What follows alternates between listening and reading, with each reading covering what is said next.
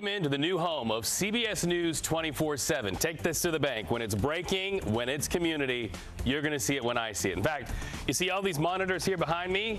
They are your stories coming to us live. Hundreds of live CBS cameras, all with an eye on America. It's a new day in broadcasting, America. Let's do this.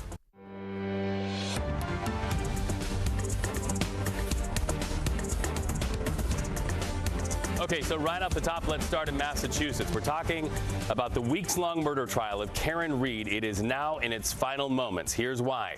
Jurors are under lock and key right now. They're deliberating the fate of the woman that prosecutors say ran down her boyfriend with an SUV, leaving him to die in the snow. If that jury comes back with a guilty verdict, Reed faces life. We're also watching live from the U.S. Supreme Court. Just a little while ago, a ruling on social. First, let's go to Minnesota and talk about the people there. People there dealing with floodwaters as they floodwater dam.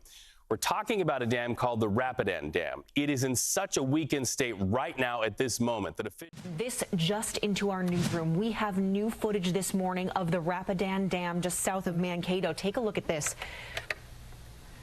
We just got this footage in. Dealing with the aftermath of flooding. Cleanup is also underway in Iowa and into the Dakotas. That's where Jonah Kaplan is right now in North Sioux City, South Dakota. Jonah moving 18 inches of rain, sometimes falling at a clip of 1 inch every. And really a calling for communities to come together. You know, in breaking news situations, I always say, and you'll probably hear me say it a lot on this broadcast, when bad things happen, look for the helpers. You've got to be hearing the heat. Absolutely. We are dealing with extreme heat. Over the weekend, we saw it really impacting areas like the tri-state area, New York, all the way over into all the Northeast. We were dealing with daytime highs well above average, and now that area of high pressure is shifting its way slowly to the south. Gearing up for 4th of July weekend right around the corner, we are gearing up for some heavy heat, and it's noticeable in areas like the Southwest, where we're used to daytime highs sitting well above average, in areas like Phoenix or all the way over into Death Valley in California. This is normal in that area, but daytime highs are well above average right now in Texas. Dallas, for example, usually we're in the low 90s, upper 80s. Today we're in the 90s, and we're continuing to see more triple-digit weather return into the forecast for an extended period of around 8 days just ahead of us. So take a look right behind me. As we head into the next couple days, there's something I want to talk about. This area of high pressure, it acts like a heat dome, and that's going to continue to slowly shift from the southwest all the way over into the deep south as we head into the next couple days. This leads us up into this weekend's forecast, but today alone, our heat risk map is already showing very high conditions in areas like Oklahoma, stretching down into Louisiana, where well above average temperatures are lasting not only into the forecast today, but throughout the next couple days too. The National Weather Service is on top of this, though, issuing a heat advisory. Court, and still that nail-biter decision expected to be a blockbuster on whether Donald Trump has immunity. We await that. Thank you so much for your live report on the steps of the Supreme Court. Guilty on a single felony charge for publishing U.S. military secrets. So this was all part of a deal with the DOJ to end what has been a long, drawn-out legal saga. This we know. Why this played out the way it did. All right, another case we're watching, happening right now. The fate of Karen Reed is now in the hands of a Massachusetts jury.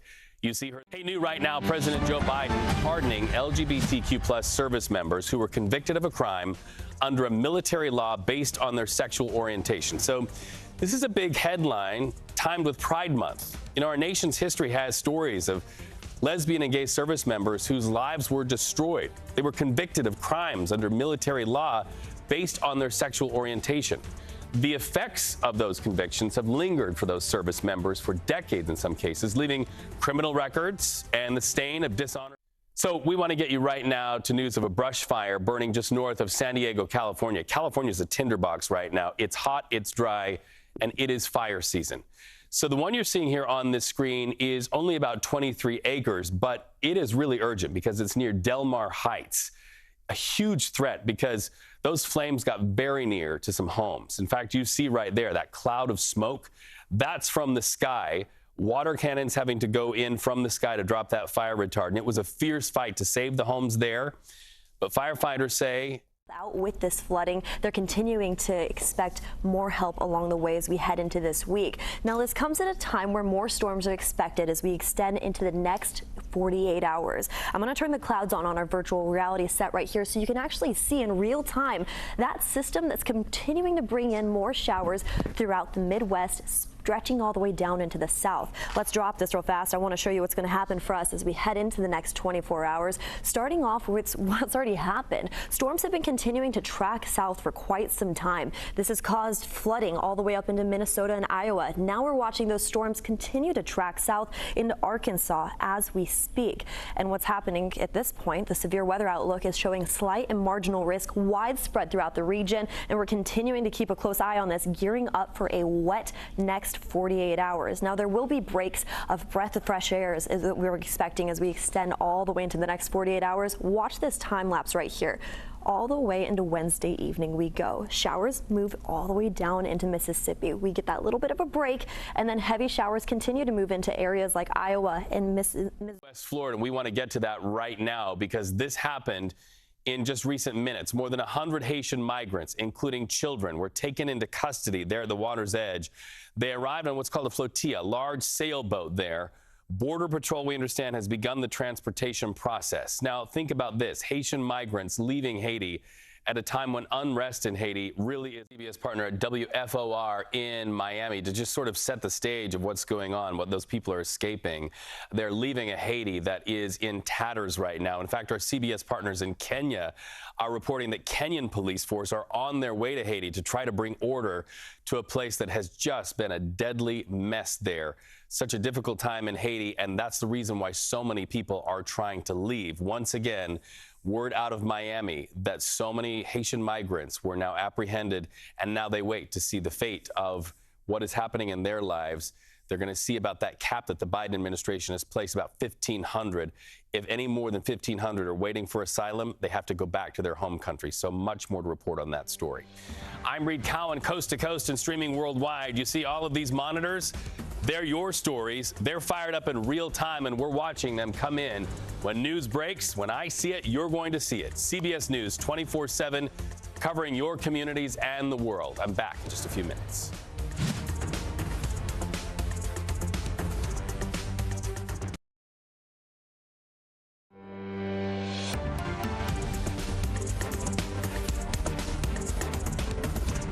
Welcome back. You're watching CBS News 24/7. I want to take you right back out to Arizona right now, where our video feeds are in real time taking us to images that really speak to a hot button topic this election season. Of course, we're talking about immigration. You see it right there on that video monitor. Embattled Homeland Security Secretary Alejandro Mayorkas is in Tucson right now. He's at that podium. He is talking about border security. Most specifically, he's touting new numbers from the Biden administration that show illegal border crossings have dropped by roughly 40% since President Joe Biden imposed